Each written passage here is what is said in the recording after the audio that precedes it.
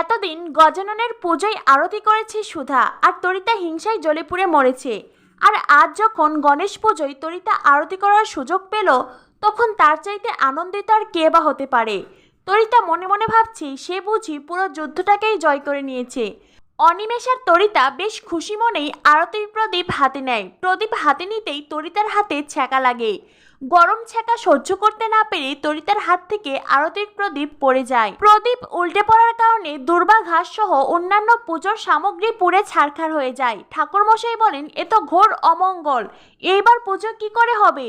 তখনই ওপর থেকে শাক উলুধ্বনির শব্দ সকলের কানে আসে। ওইদিকে সুধা তার নিজের হাতে গড়া গণেশের পুজো করতে শুরু করে দিয়েছে। তেজ মনে মনে ভাবতে থাকে, তবে কি সুধা ওপরে পুজো করছে? সকলেই সুধার ঘরে ছুটে আসে।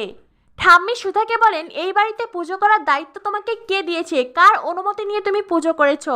সুধা বলে, ঠাম্মি, পুজো করতে ভক্তির প্রয়োজন, সাহসের নয়। এদিকে তরিতা তেলের শিশিটাও চুরি করে নিয়েছে, যাতে পুজোতে বিঘ্ন ঘটে। সুধা প্রদীপ জ্বালাতে চাইলে দেখতে পায় তেলের শিশি নেই। সুধা তো বেশ চিন্তায় পড়ে যায়। তখনই ঠাম্মি সুধাকে বলেন, তেল তো নেই, এখন তুমি প্রদীপ জ্বালাবে কি করে? এইবার নিজের ভক্তি দিয়ে প্রদীপ জ্বালাও। সুধা তখন বলে, তেল দিয়ে প্রদীপ না জ্বালাতে পারি, জল দিয়ে প্রদীপ জ্বালাবো। তো বন্ধুরা, বুঝতেই পারছো বারবার একে অপরকে বুদ্ধি দিয়ে টক্কর দিচ্ছে ঠাম্মি ও সুধা। বুদ্ধির এই লড়াইয়ে কে জিতবে, সুধা নাকি ঠাম্মি? কার জয় হবে? জানতে হলে অবশ্যই দেখতে থাকো শুভ বিবাহ সিরিয়াল। আর শুভ বিবাহ সিরিয়ালের সকল আপডেট পেতে আমাদের সাথেই থাকো। ধন্যবাদ সবাইকে।